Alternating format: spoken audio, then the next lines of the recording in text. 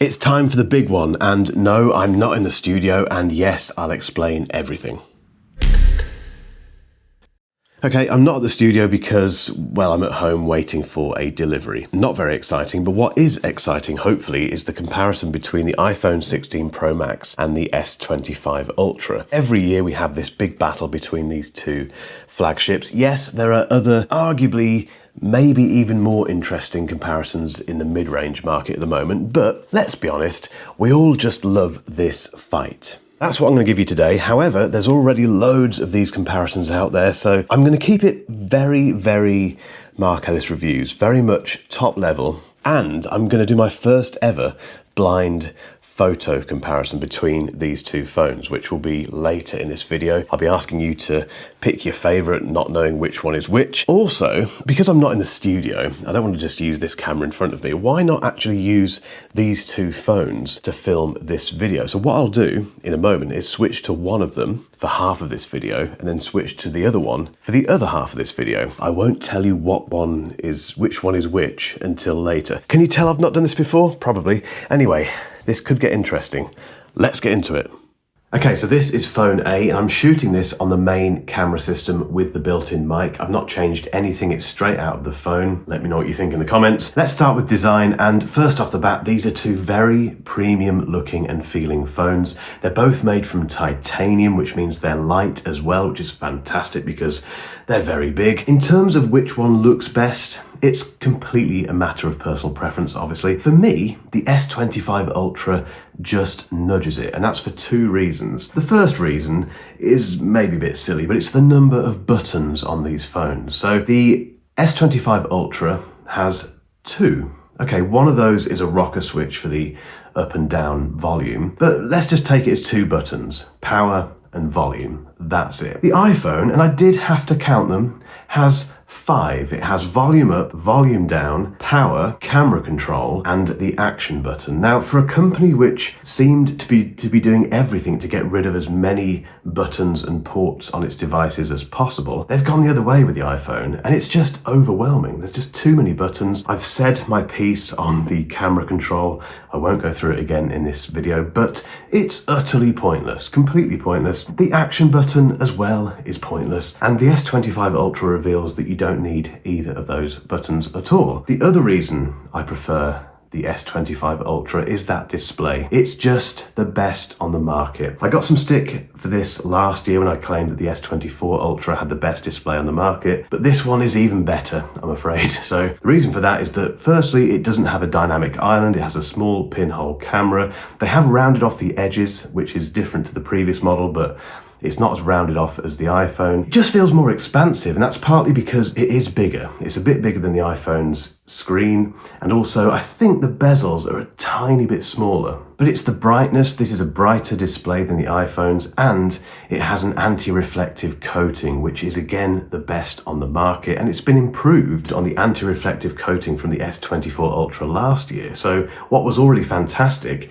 is even better this year. And if you put the two side by side, as you can see in these examples, the S25 Ultra is just a much better display to use most of the time. The only place where the iPhone does comprehensively beat the S25 Ultra in terms of design and that kind of stuff is the speaker system. So Apple is very good at making small speakers sound much bigger than they are, and the iPhone has much better internal speakers than the S25 Ultra. So if that matters to you, then the iPhone is probably the best choice. Even why would you go for a phone based on speakers? I don't know. But anyway, that's the only thing really, I think, where the iPhone wins. Overall, with design, fit, finish, feel, display, it's Samsung. Sorry, Tim.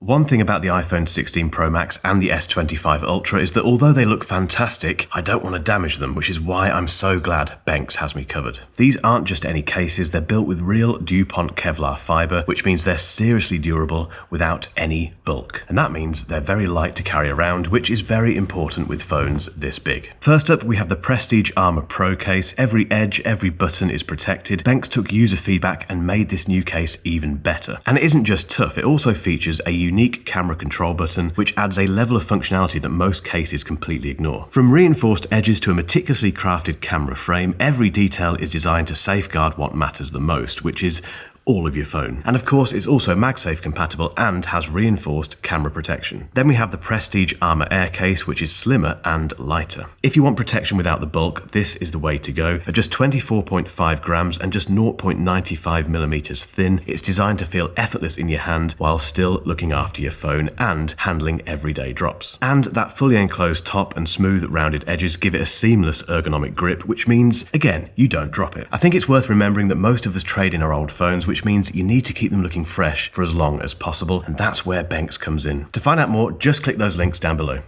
Okay, switching to phone B. Which one's which? Exciting, hopefully. By the way, guys, if you've been watching this channel for a little while but you haven't hit that subscribe button yet, just give it a little click. It makes a massive difference. By the time that you watch this, we will hopefully have gone past 200,000 subscribers, which is crazy. Thank you if you've added to that number. If you haven't added to that number yet, hopefully I can convince you to by the end of this video. Right, operating system and the ecosystem, starting with the ecosystem, and I'll get this out of the way very quickly. I prefer the Apple ecosystem, and the main reason for this, and I've thought about this a lot, is the MacBook. I use a MacBook for everything. For all of this business is run on my MacBook Pro because I love macOS. And because of that, the iPhone makes more sense, and I'm more used to the Apple ecosystem. I don't want to switch. I don't want to use a Windows machine. It's as simple as that, which is why for me, the Apple ecosystem is the winner. For you, that might be different. You might prefer Windows. You might have to use Windows for work. If that's the case, a Samsung phone is probably a better option because you can more easily integrate that into your workflow. But they both do the same thing. You know, Samsung has tablets, it has watches, it has everything that the Apple ecosystem has pretty much. So it's a matter of personal preference. Let's not get too bogged down in this. If you want to fight it out in the comments, go for it. But for me, when it comes to the ecosystem, the iPhone 16 Pro Max wins because of the MacBook Pro. When it comes to the operating system, I said in my initial review of the S25 Ultra that I think One UI 7 is better than iOS. I kind of stand by that, but having used both side by side for a little while now, I think they're pretty much just the same. They look the same, they look spookily the same. You know, the home screen is very, very similar on both. Someone else pointed this out, I think it was Mr. Who's the Boss. If you go to to edit the lock screen on both One UI 7 and iOS, it looks pretty much identical. It is literally, we've just done the same thing. There's also things like widgets are getting very, very similar. App support is just about there on both as well, although still iOS seems to be preferred by a few developers over Android. I still don't get that. There's just certain apps that I use which are better on iOS compared to Android, which is unfair and just weird. What separates the two at the moment is AI. And I won't focus too much on AI in this video because I'm very bored of it. But if you want the latest AI stuff, you know, help with writing, help with photo editing, translation, etc., just get the S25 Ultra because Galaxy AI is so much further ahead than Apple Intelligence. I'll give you one example of this, which is the ability to remove objects from photos. I've done 2 tests, and on both occasions, Galaxy AI completely smashed Apple Intelligence. This first test here was with this miniature Tesla Cybertruck. As you can see, Galaxy AI removed it perfectly. It did a brilliant job. No remnants left over. It's just fantastic. The iPhone did this. This is what Apple Intelligence did. Firstly, it didn't select the Cybertruck automatically. I had to draw around it, which didn't really work, and then it tried to remove it, and this is what it left behind. So I thought, okay, that's just one example. Let's try another one with a potentially slightly easier subject. Let's remove this coffee mug from the table. Galaxy AI did it brilliantly. In fact, perfectly. It even removed the shadow from the mug. It's just, yeah, the way it's filled in the gaps is just stunning. Then I asked Apple Intelligence to do the same thing, and I hope you're ready for this. You might want to sit down, and you definitely want to hold on to your trousers. This is what it did. What is that? Galaxy AI has more features, it's more rounded, more polished, it's not in beta. Samsung beat Apple to the post with this. If AI is really important to you, and I know it is to some people, just get the S25 Ultra. Right, performance, we can do this very quickly. The iPhone 16 Pro Max is running the A18 Pro chip, and the S25 Ultra has the Snapdragon 8 Elite chip inside. These are both flagship smartphone chips. They are incredibly capable. They have significant upgrades in terms of CPU, GPU, and neural network, machine learning, AI performance over the predecessors. And more importantly, they will last a long time. If you keep hold of your phone for 2, 3, 4 years, they're going to be absolutely fine. And when it comes to gaming, they're very good. Apparently, I don't do gaming on my phones. I don't do anything really to really push these chips. Some people do. If you want to go and see some benchmarks, go and check them out. But trust me, guys, this is just the pinnacle of smartphone silicon. You're not going to get any better than this anywhere else. When it comes to the battery performance, again, I don't do in-depth testing with that kind of thing, but someone who does is Ben from Lover of Tech. Go and check out his channel. He basically gives you everything you need to know about battery performance on these phones. But in terms of general everyday use, they're pretty much on par. I think the S25 Ultra just nudges it. I seem to end up with more battery at the end of the day than the iPhone 16 Pro Max. Again, they're still very, very good overall. Both of them will last you, I think, almost 2 days if you're fairly conservative. But let's get to the photo performance and my first ever blind test. The idea is that on the left we have phone A and on the right phone B. At the end of this video I will reveal which one is which, but let's just go through them. This is the wide angle and they look fairly similar here, don't they? The colour reproduction is pretty much bang on. There's not too much distortion in the corners. It looks like a typically good, I think, ultra wide smartphone photo. The image on the right for phone B is a little bit less vibrant in terms of colour. The leaves here, they're just a little bit more vibrant than over here. I also have a suspicion that phone A has slightly better dynamic range. If we zoom in to here, you can see a little bit more of the detail inside the restaurant, which suggests that phone A can deal with light and different shades in the same photo a little bit better than phone B.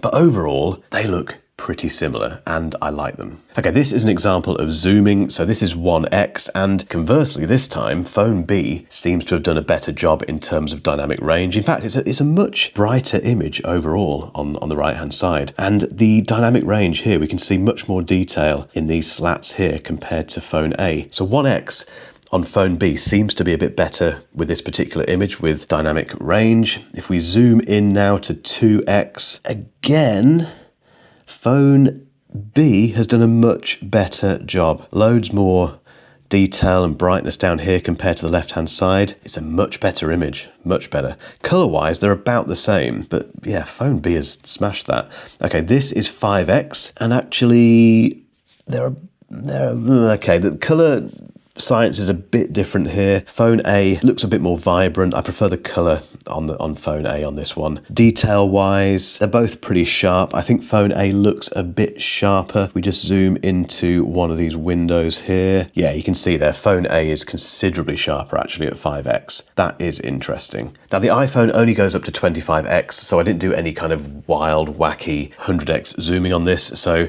for both of these phones, we go to 25x basically, and again phone A, they're both fairly horrible images, but phone A does look better in terms of sharpness. In fact, phone B is very soft and a little bit washed out as well, which is interesting. But yeah, that's 25x. Time for some low light photos. On the right hand side, immediately I prefer that image. It's sharper. It seems to have dealt with, again, the dynamic range in this image much better. This is 1x, by the way, the standard zoom lens. I just prefer it. You know, we can see that this guy here has this light on him. It seems to have picked the light up nicely compared to phone A, and it's blended that nicely with some of the background detail. The colors also feel a lot more natural in phone B's image compared to phone A. In terms of sharpness, if we just zoom in, he's not particularly in focus there, is he? He's more in focus here. It's a soft image overall on both, actually. Some very strange stuff going on here and here on these faces. In fact, that's the same person, isn't it? And she, yeah, on the right-hand side, she has been completely washed out. But if we zoom out, you know, take the photo at face value, phone B has smashed that. Okay, this is very much a low light shot. This was a very dark scene, I remember. Phone B does it for me. It's over processed it a bit, but it has brought out the color of this hotel very nicely. You can see a bit more detail in the night sky, I think. Not too much noise. They've both done a very good job because it was, like I said, it was a very, very dark scene. And you had this kind of very bright light here with where the hotel name is. So it had to deal with that along with a very dark area above it. Both have done very well, but if I had to pick between the two, it's phone B. Another example of the ultra wide, and remember this time around the S25 Ultra has a 50 megapixel ultra wide versus the 12 megapixel that the S24 Ultra, so clearly Samsung are really gunning for a much better ultra wide. Looking at these two examples here, this was pointed at the ceiling, so I'm kind of looking up and pointing upwards. Phone B, again,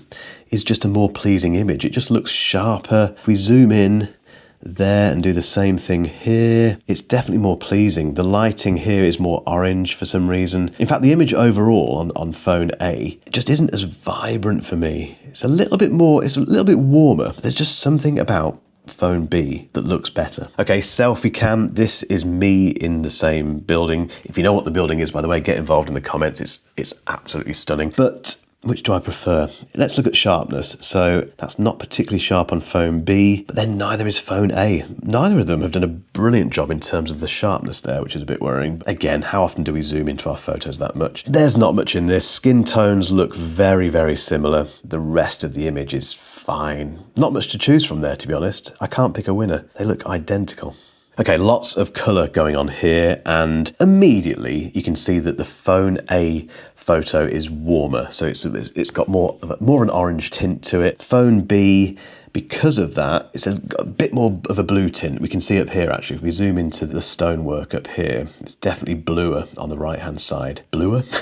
More blue. Overall, they've both dealt well with what was a very challenging shoot here because the light streaming through these windows was incredibly bright, and as you can see, lots of different colours going on. They've picked different colours. The colour reproduction is very different between these two phones. So, you know, for instance, these windows here on phone B are very kind of pinkish, whereas in phone A, they're more red. I can't remember what the true colour was because this was a few days ago, but if I had to pick out the two photos, I'm more of a fan of this. I think that is just a more impactful photo for me. This is a little bit too warm, feels a little bit soft as well in certain places. I just prefer the colour reproduction, I think, on phone B. Okay, shooting into the sun, we have bright sunlight streaming directly into the sensor, and on the right hand side, a lot of this was in shadow. Again, phone B at 1x has done a much better job of dynamic range. There's much more detail that we can see in what was the kind of shadowed area compared to phone A. They've both got quite a lot of lens flare going on, but it looks very similar. I'm not too bothered about that.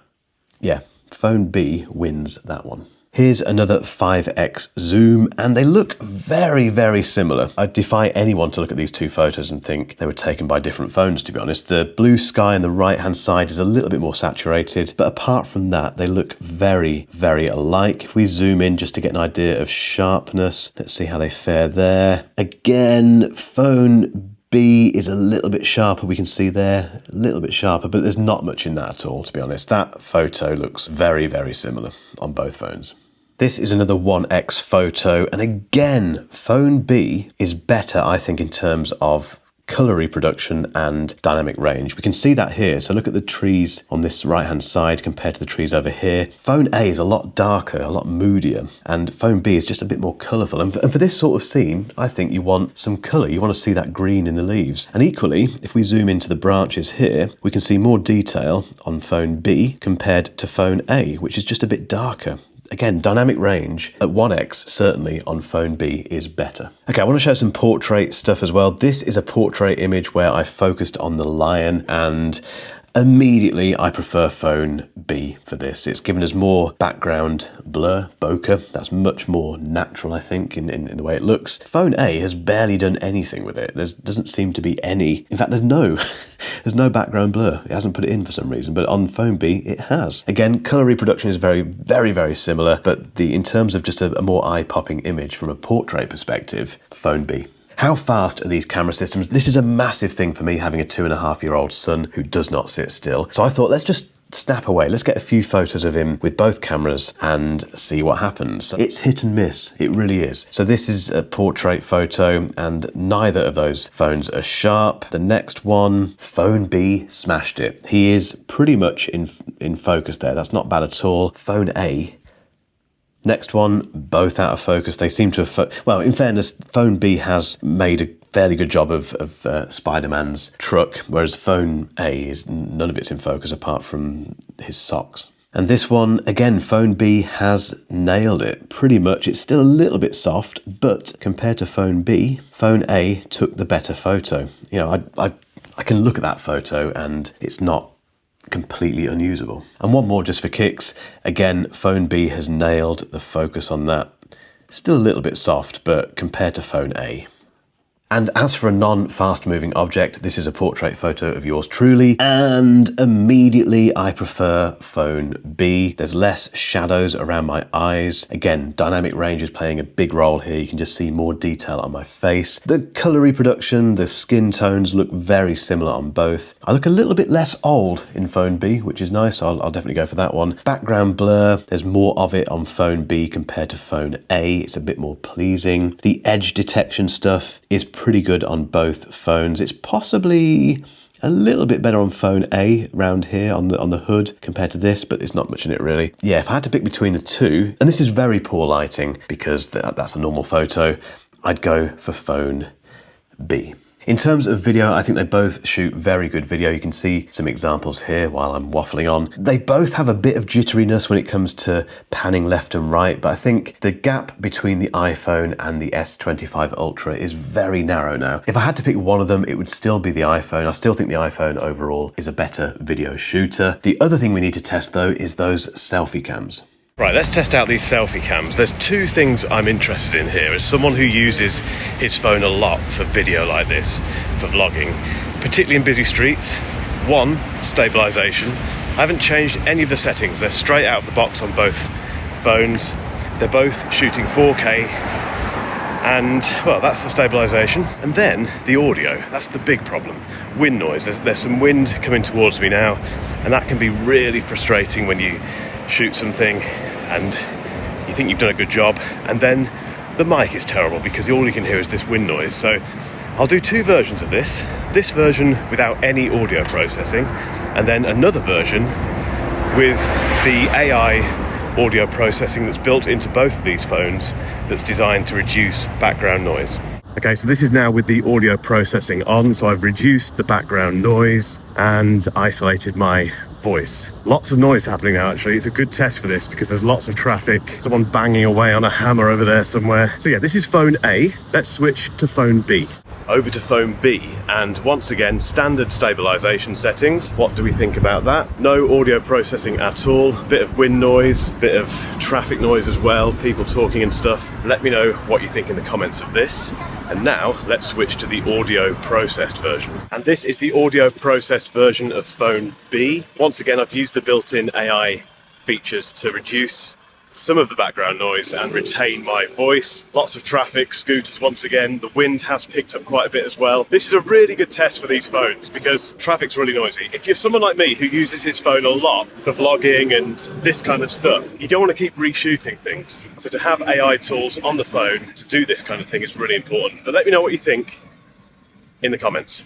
Okay, which phone did you prefer in terms of camera performance between Phone A and Phone B? Make a note and I will let you know which one is which in a second. In terms of a conclusion, it's very straightforward from my perspective. Because I'm an Apple guy and because I rely so much on my MacBook Pro, as mentioned earlier, I have to pick the iPhone. The iPhone 16 Pro Max gives me the best overall experience with the ecosystem. That might be a very weak reason, but I don't care, I'm being honest. But the overall winner in terms of the best flagship smartphone this year is the S25 Ultra. It really is. I know it's only January, we may get something else, but who knows? But between these two, this wins because of that display, the performance, the Galaxy AI, One UI 7, which is a bit better. Everything about this phone I prefer over the iPhone, apart from the ecosystem. That's how Apple gets you. But if you're not similarly ensconced in the Apple walled garden, then just get the S25 Ultra. It's the better phone. And if you're wondering which one was which, Phone A, Phone B. Thanks for watching this video, guys. Give it a like, give it a subscribe, and if you haven't subscribed to my newsletter yet, I really recommend doing so. It's completely free. Every week you get a behind the scenes video, you get special offers from some of our partners, recommended content, things that I've watched myself on YouTube. It's great. And also free access to my Discord server, which is a very busy little community. It's all in that newsletter. Click that link down below.